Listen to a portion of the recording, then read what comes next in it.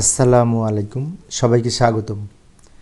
প্রিয় শিক্ষার্থী বন্ধুরা, আজকে আমি হিসাব বিজ্ঞান প্রথম পত্রের জেএসএসসি চট্টগ্রাম বোর্ড 2019 সালে ষষ্ঠ অধ্যায় সম্পর্কিত অনাদায় পাওনা এবং প্রাপ্য হিসাব সম্পর্কিত যে প্রশ্নটি এসেছিল সৃজনশীল, ওই প্রশ্নটির সঠিক সমাধানের চেষ্টা করব। সমাধানের জন্য তোমাদের সাথে আছি আমি মোহাম্মদ সিরাজুল ইসলাম। চলো শুরু করা যাক। এই যে লক্ষ্য করি, প্রশ্নটি আমি উপস্থাপন করেছি চট্টগ্রাম বোর্ড 2019 সালের এই প্রশ্নটি এসেছিল। এখানে কিছু তথ্য ছিল, এই তথ্যের আলোকে ক নাম্বারে বলেছে 2018 সালের অনাদায়ী পাওনা খরচের পরিমাণ নির্ণয় করো। তো অনাদায়ী পাওনা খরচের পরিমাণ নির্ণয়ের নিয়ম হচ্ছে অনাদায়ী পাওনা যোগ নতুন অনাদায়ী পাওনা সঞ্চিতি বাদ পুরাতন অনাদায়ী পাওনা সঞ্চিতি। এই যে এই নিচের অংশে এই যে এখানে অনাদায়ী পাওনা অবলোপন করতে হবে 2500, এটা হচ্ছে নতুন অনাদায়ী পাওনা, আর অনাদায়ী পাওনা সঞ্চিতি 5000 নতুন, এটা নতুন অনাদায়ী পাওনা সঞ্চিতি। এই দুটো যোগ করে ওই পুরাতন অনাদায়ী পাওনা সঞ্চিতি উপরে যে 1 তারিখের যে উদ্বৃত্ত ওটা বিয়োগ হবে। যেমন এই যে আমি দেখাচ্ছি, লক্ষ্য করি, এখানে আমি হিসাব করে দেখাচ্ছি অনাদায়ী পাওনা খরচের পরিমাণ নির্ণয়। প্রথমে লিখবো অনাদায়ী পাওনা, এই যে অবলোপন করতে হবে 2500, এটা লিখবো অনাদায়ী পাওনা। এর সাথে যোগ করবো যে নতুন অনাদায়ী পাওনা সঞ্চিতি, নতুন অনাদায়ী পাওনা সঞ্চিতিটা যোগ হবে। দুটো যোগ করে 7500 হলো। এখান থেকে ওই যে সবার উপরে লেখা আছে না অনাদায়ী পাওনা সঞ্চিতি, ওইটা কিন্তু 1 তারিখের উদ্বৃত্ত। উদ্দীপকের আমি আংশিক নিয়ে এসে উপরে রেখেছি, তো এখানে 1 তারিখের উদ্বৃত্ত এইটা, সেজন্য এটা বিয়োগ হবে বাদ পুরাতন অনাদায়ী পাওনা সঞ্চিতি। ওই উপরে যে 2000 টাকা ছিল 2000 টাকা, তো বিয়োগ করে 5500 টাকা হচ্ছে। এটা হচ্ছে অনাদায়ী পাওনা খরচের পরিমাণ। আরেকটি বিষয় বলে রাখি, আমরা যখন আয় বিবরণী প্রস্তুত করি, বিশদায় বিবরণী, তখন কিন্তু অনাদায়ী পাওনা খরচকে এইভাবে লিখি, অনাদায়ী পাওনা যোগ নতুন অনাদায়ী পাওনা সঞ্চিতি বাদ পুরাতন অনাদায়ী পাওনা সঞ্চিতি, এইভাবে কিন্তু যোগ বিয়োগ করি। পুরাতনটা রেওয়া মিলে থাকে অ্যাকচুয়ালি। এই হচ্ছে ক নাম্বারের উত্তর। আমরা আবার উদ্দীপকে ফিরে যাব। তো আবার চট্টগ্রাম বোর্ড 2019 সালের সৃজনশীল প্রশ্নে ফিরে আসলাম। এখানে খ নাম্বারে বলেছে জাবেদা প্রস্তুত করতে। এই তথ্যের আলোকে আমরা জাবেদা করব। তো এখানে জাবেদা হবে মূলত এই যে 2018 সালের লেনদেন সমূহ আছে না, ধারে বিক্রয়, প্রাপ্য হিসাব হতে আদায়, অনাদায়ী পাওনা অবলোপন, নতুন অনাদায়ী পাওনা সঞ্চিতি, এগুলো নিয়ে জাবেদা হবে আমাদের। তো প্রথমে আমি একটা একটা করে দেখাচ্ছি। ধারে বিক্রয় এবং অনাদায়ী পাওনা আদায়, এই দুটো আগে করব, তারপরে আরও 3টা জাবেদা হবে, মোট 5টা জাবেদা হবে এখানে। তো এই যে আমি সমাধান করে দেখাচ্ছি। এই যে অদ্রিতা কোম্পানির বইতে জাবেদা, এখানে আমি 2টা জাবেদা দেখাবো, আর বাকি জাবেদা 3টা জাবেদা পরের পেজে দেখাবো। এখানে কি বলেছে, ধারে বিক্রয়। তো ধারে বিক্রয়ের জন্য আমরা এখানে তারিখ লিখব, 31শে ডিসেম্বর তারিখ প্রশ্ন দেওয়া ছিল। ধারে বিক্রয়ের জাবেদা হচ্ছে প্রাপ্য হিসাব ডেবিট, বিক্রয় হিসাব ক্রেডিট। টাকা লিখব 80,000 টাকা, আর ব্যাখ্যা লিখব ধারে বিক্রয় হিসাবভুক্ত করা হলো। প্রাপ্য হিসাব হতে আদায়, তো নগদেই নিশ্চয়ই আদায় করেছি, তাই না? তো নগদ টাকা বৃদ্ধি পাবে, নগদান হিসাব ডেবিট, প্রাপ্য হিসাব ক্রেডিট। টাকা লিখব 70,000 টাকা। ব্যাখ্যা লিখব দেনাদারের নিকট থেকে নগদে আদায় বা প্রাপ্য হিসাবের কাছ থেকে নগদে আদায় লিখতে পারি। এই হচ্ছে 2টা জাবেদা। এই অঙ্কে অনাদায়ী পাওনা সম্পর্কিত আরও 3টা জাবেদা হবে। তো সেই 3টা জাবেদা এখানে জায়গা নাই, ধরবে না, আমি পরের পেজে দেখাচ্ছি ওই 3টা জাবেদা। তো পরের পেজে যে আমি আসলাম, এইখানে দেখাবো।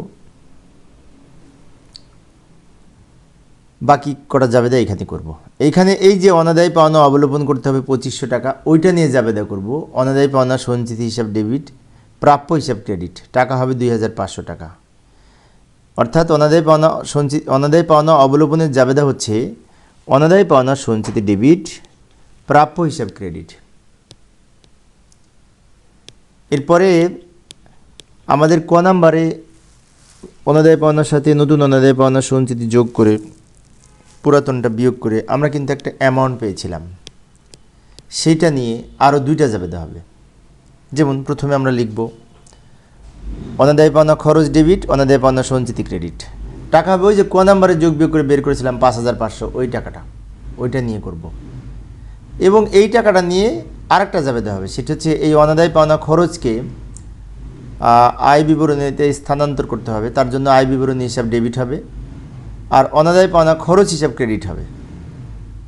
টাকা সেম টাকা লিখবো। আমি আবারও বলছি, লক্ষ্য করি যে পরের 2টা জাবেদা অনাদায়ী পাওনা খরচ লিখলাম, এবং এই খরচকে আয় বিবরণীতে স্থানান্তরের মাধ্যমে সমাপনী জাবেদার মাধ্যমে বন্ধ করে দিলাম। এটার জন্য এই দুইটা জাবেদা হবে।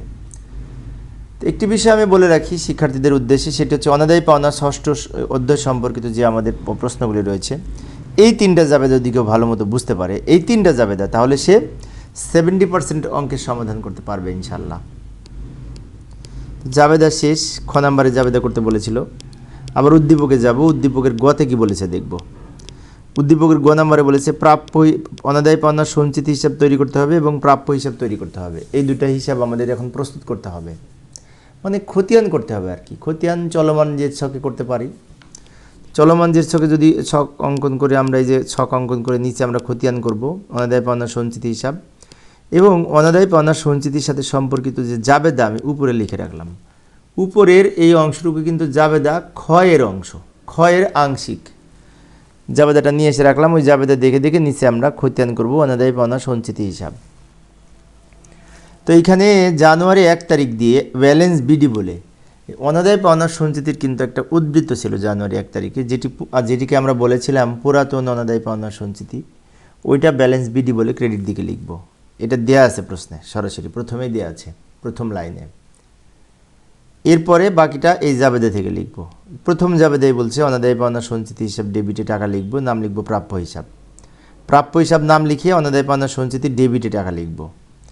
এবার ক্রেডিট ছিল 2000, ডেবিট হলো 2500, ডেবিট ক্রেডিট বিয়োগ করে ডেবিট বড় 500, তাই 500 টাকা ডেবিট দিকে লিখব। আরেকটা জাবেদা আছে এই যে পরেরটা, অনাদায়ী পাওনা খরচ ডেবিট, অনাদায়ী পাওনা সঞ্চিতি ক্রেডিট। তাহলে এইখানে আমরা অনাদায়ী পাওনা খরচ নাম লিখে অনাদায়ী পাওনা সঞ্চিতির ক্রেডিট দিকে টাকা লিখব 5500।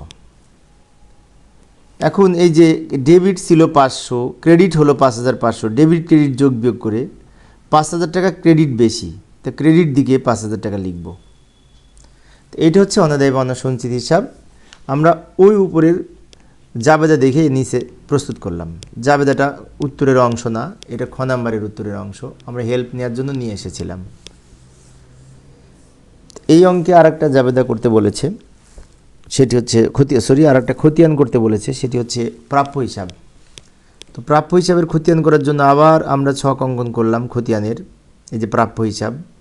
এবং প্রাপ্য হিসাব করার জন্য আমরা যে জাবেদাগুলি করেছিলাম সব জাবেদাগুলোই উপরে লিখে রাখলাম। কিছু বাম দিকে লিখলাম, কিছু ডান দিকে আলাদা করে লিখলাম। এই জাবেদাগুলি দেখে আমরা প্রাপ্য হিসাব প্রস্তুত করব। প্রথম জাবেদাটা লক্ষ্য করি, প্রাপ্য হিসাব ডেবিট। তবে একটা কথা, প্রাপ্য হিসাবের একটা ব্যালেন্স আছে, সেটাকে লিখে নিব। প্রাপ্য হিসাবের একটা ব্যালেন্স ছিল 24000 টাকা, এটা প্রশ্নে দেওয়া আছে প্রাপ্য হিসাবের উদ্বৃত্ত, ওইটা আমরা ব্যালেন্স বিডি বলে লিখব। আর বাকিগুলি এই জাবেদা থেকে আসবে। প্রথম জাবেদায় বলছে প্রাপ্য হিসাব ডেবিট, বিক্রয় হিসাব ক্রেডিট।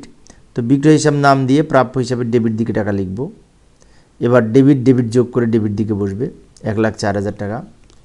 আবার পরেরটা বলছে নগদান হিসাব ডেবিট, প্রাপ্য হিসাব ক্রেডিট 70,000 টাকা। তো নগদান হিসাব নাম লিখে প্রাপ্য হিসাবের ক্রেডিট দিকে টাকা লিখব 70,000 টাকা। এখানে ডেবিটে ছিল 1,04,000, ক্রেডিট হলো 70,000, দুটো যোগ বিয়োগ করে 34,000 টাকা থাকবে, যেটি ডেবিট দিকে লিখব। পরের জাবেদাটা অনাদায়ী পাওনা সঞ্চিতি হিসাব ডেবিট, প্রাপ্য হিসাব ক্রেডিট, তাই না? তো প্রাপ্য হিসাবের ক্রেডিট দিকে টাকা লিখব, নাম লিখব অনাদায়ী পাওনা সঞ্চিতি হিসাব। অনাদায়ী পাওনা সঞ্চিতি হিসাব নাম লিখে প্রাপ্য হিসাবের ক্রেডিট দিকে টাকা লিখব 2500। এবার ডেবিট ছিল 34,000, ক্রেডিট হলো 3400, দুটো যোগ বিয়োগ করে আমাদের এখানে হবে এই 31,500 টাকা, 31,500 টাকা। তো এটা হচ্ছে অনাদায়ী পাওনা এবং অনাদায়ী পাওনা সঞ্চিতি এবং প্রাপ্য হিসাবের খতিয়ানের ছক অঙ্কন করলাম আমরা।